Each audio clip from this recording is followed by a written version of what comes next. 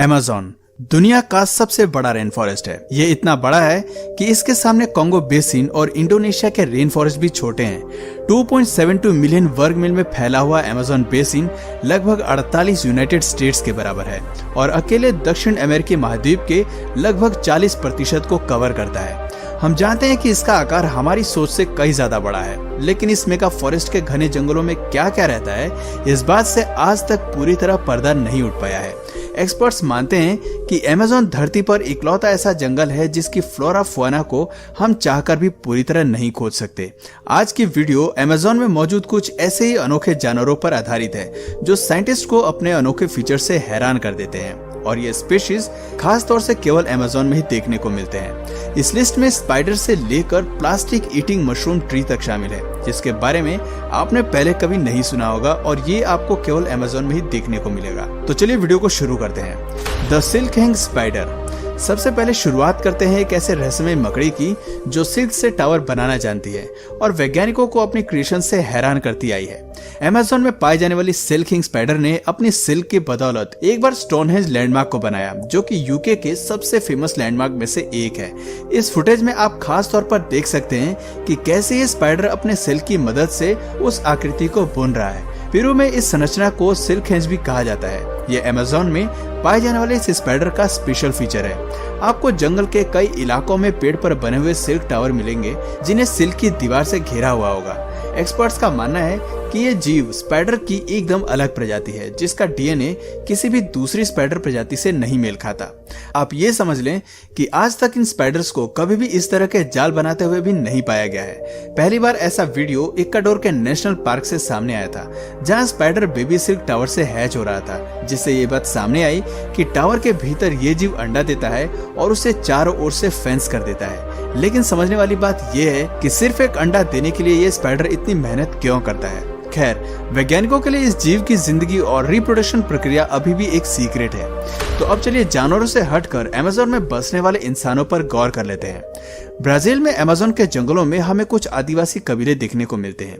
ये कबीले धरती के वो प्राणी हैं जो बाहर की दुनिया से कोई संपर्क नहीं रखना चाहते, और लोगों द्वारा इनसे मिलने की कोशिश करने पर ये भारी विरोध और गुस्सा दिखाते हैं। भारत के सेंटिनल कबीले भी कुछ इसी प्रकार के हैं। अमेज़न के वर्षावन में ये कबीले बेहद ही घने जंगलों में रहते हैं। ऐसे में इनके इलाके से कोई भी प्लेन या हेलीकॉप्टर गुजरता है तो ये उसे पूरी तरह से ध्वस्त करने का प्रयास करते हैं। इस प्लेन की विंग्स पर हुए तीर के हमले से तो आप ये बात आसानी से समझ ही सकते हैं। एक्चुअली उन्हें हमारी दुनिया के अस्तित्व में कोई दिलचस्पी नहीं है। जरा सोचिए, उन्हें हमारी दुनिया कैसी दिखती होगी। उनका व्यवहार तो यही कहता है कि हमारी कम्युनिटी और विकास से वो बिल्कुल भी प्रभावित नहीं होना चाहते और प्रकृति के साथ ही जीना चाहते हैं। Glass frogs of Amazon. हालांकि धरती पर आपको कई अनोखे और हैरान करने वाले एम्फीबियन देखने को मिलेंगे, लेकिन यकीन मानिए अमेज़न के ग्लास फ्रॉग्स जैसा कोई नहीं मिलेगा। फ्रॉग की इस फैमिली को ग्लास फ्रॉग के नाम से जाना जाता है क्योंकि इनकी त्वचा पूरी तरह ट्रांसपेरेंट है, और यही वजह है कि इसके छोटे से शरीर के सभी हिस्सों को देखा जा सकता है। ग्लास फ्रॉग का शरीर इतना ट्रांसपेरेंट लगता है कि मानो वो अभी पानी की तरह पत्तों से फिसल जाएंगे। कुछ लोगों के लिए इस जीव को एक नजर में देखना भी मुश्किल हो सकता है, लेकिन यकीन मानिए ये देखने में बेहद खूबसूरत लगता है। ग्लास फ्रॉग्स अक्सर सेंट्रल और साउथ अमेरिका में घने पेड़ों पर रहना पसंद करते हैं। एनवायरमेंटल कंजर्वेशनिस्ट इन जीवों में कुछ खास रुचि भी दिखाते हैं, क्योंकि वो मानते हैं कि ये जीव एक अच्छे बायो इंडिकेटर है और वातावरण की हालत कैसी है इस बारे में जानने में भी मदद करते हैं। जैसे जैसे जलवायु में परिवर्तन आ रहा है, इस जीव की संख्या में भी गिरावट देखी जा रही है, क्योंकि ग्लास फ्रॉग जिन जंगलों में रहना पसंद करते हैं वो धीरे धीरे सूख रहे हैं और इनकी जिंदगी मुश्किलों भरी होती जा रही है। ऐसे में इनकी हैबिटेट का खास ख्याल रखने की जरूरत है। Plastic eating mushroom. हम सभी जानते हैं कि आज के समय में प्लास्टिक एक बड़ी समस्या बन चुकी है, लेकिन सवाल यह है कि क्या इस परेशानी को सुलझाया जा सकता है? अगर आप अमेज़न के जंगलों की ओर नजर दौड़ाएं तो इसका जवाब है हाँ। येल यूनिवर्सिटी के स्टूडेंट और प्रोफेसर के ग्रुप को अमेज़न के जंगलों में एक ऐसा फंगस मिला जो कॉमन प्लास्टिक पॉलीथीन को डिग्रेड करने की क्षमता रखता है। आपको जानकर हैरानी होगी कि ये फंगस एक मशरूम है जो प्लास्टिक खाता है।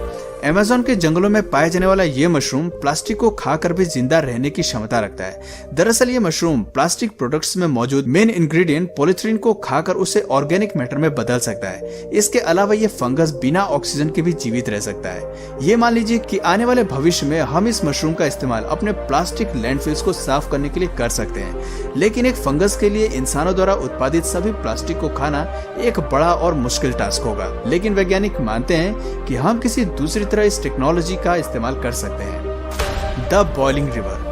साइंस और मिथ दोनों बॉइलिंग रिवर की कहानी अलग अलग नजरिए से देखते हैं। अमेज़न के रेन फॉरेस्ट में मौजूद ये नदी कई सालों तक वैज्ञानिकों के नजर से छिपी रही। हालांकि कई कथाएं अमेज़न में एक ऐसी नदी के होने का जिक्र करती थी, लेकिन सदियों तक इसके बारे में कोई जानकारी हाथ नहीं लगी। लेकिन जब ये नदी असल में वैज्ञानिकों के सामने आई तो उन्हें एहसास हुआ कि ये दुनिया में मौजूद सबसे बड़ी थर्मल रिवर है, जिसका पानी हर समय उबलता रहता है। ये नदी सेंट्रल अमेज़न पेरू के घने जंगलों के बीच है। जैसे जैसे आप नदी के मेन स्ट्रीम तक पहुंचते हैं, पानी का तापमान धीरे धीरे बढ़ने लगता है और एक पॉइंट पर यह तापमान 132 डिग्री सेल्सियस तक पहुंच जाता है। दरअसल जियोथर्मल सरफेस की वजह से इस नदी का पानी का इतना गर्म रहना वाजिब है। नदी के पास हमें कई सारे थर्मल वाटरफॉल्स भी देखने को मिलते हैं, जिसमें सबसे खास 20 फुट लंबा वाटरफॉल है। दिखने में ये नदी जितनी खूबसूरत है, समुद्री जीवों के लिए उतनी ही जानलेवा है। एक बार इसमें गिरने पर आप उसी समय बॉयल हो सकते हैं। Amazonian pink dolphins. समुद्र में मिलने वाली डॉल्फिन्स का रंग भले ही अलग हो, लेकिन अमेज़न की नदियों में गुलाबी रंग की डॉल्फिन्स पाई जाती है।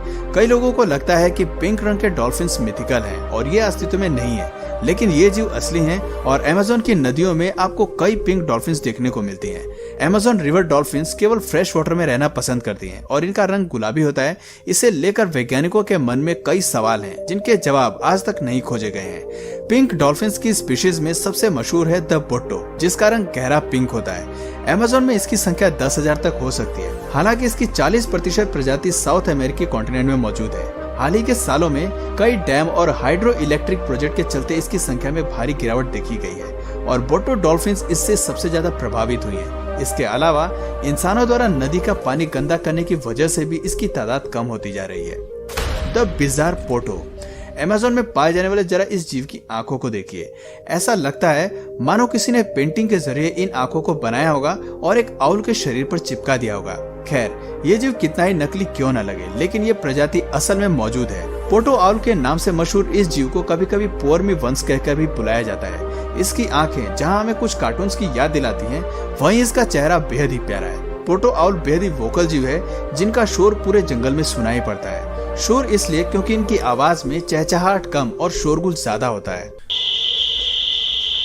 लेकिन ये इसका सबसे जरूरी फीचर नहीं है। अमेज़न में पोटो आउल को लकड़ी के साथ कैमोफ्लेज करने के लिए जाना जाता है। इस फीचर के इस्तेमाल से ये खुद को सभी जीवों से सुरक्षित करके रखता है। इस जीव का कैमोफ्लेज इतना सटीक होता है कि इसे ढूंढ पाना बहुत मुश्किल होता है। पेड़ पर बैठे पोटो आउल को देखने के बाद भी आप ये नहीं बता सकते कि ये कोई जीव है या कोई पेड़ की टहनी। इसके अलावा जितनी मजाकिया पोटो आउल की आंखें होती हैं, वो उतनी ही दूरी से अपने शिकारियों को पहचानने के काबिल होती है। यही वजह है कि अमेज़न का ये जीव होशियार होने के साथ साथ खतरनाक शिकारी भी है।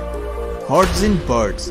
ये सच है कि स्क्रीन पर दिखने वाली ये चिड़िया बेहद ही बदबूदार है। हॉर्टजिन बर्ड्स अमेज़न में पाए जाने वाली सबसे अलग और अनोखी चिड़िया है, जो शारीरिक और व्यवहारिक दोनों रूप से अजीब है। असल में ये पक्षी एक लीफ ईटर है और आकार में बड़ा होने के कारण भारी मात्रा में पत्तों का सेवन करती है। ऐसे में इसका डाइजेस्टिव सिस्टम गाय की तरह खाने को फर्मेट करता है और छोड़े गए मल पदार्थ से इसके शरीर में बदबू पैदा करता है। ये बदबू बेहद ही असहनीय होती है। जाहिर सी बात है, शरीर में ज्यादा एनर्जी के लिए भारी मात्रा में भोजन को प्रोसेस करना होता है। इस पूरी प्रक्रिया को होने में 45 घंटे का समय लगता है। इस दौरान ये पक्षी जंगल में काफी एक्टिव दिखाई पड़ती है, लेकिन इसके शरीर की बदबू के चलते कोई इसका शिकार करने में रुचि नहीं दिखाता। यहाँ तक कि इंसान भी इस चिड़िया से दूर ही रहते हैं। तो दोस्तों, ये थी अमेज़न के जंगल में पाए जाने वाली कुछ जानवरों की ऐसी अनोखी प्रजातियां जो हमें केवल अमेज़न में ही देखने को मिलती हैं। इनमें से कुछ के बारे में अभी भी पूरी जानकारी इकट्ठा नहीं की गई है। तो दोस्तों, आपको इनमें से सबसे अनोखा कौन सा लगा, कमेंट करके जरूर बताइए।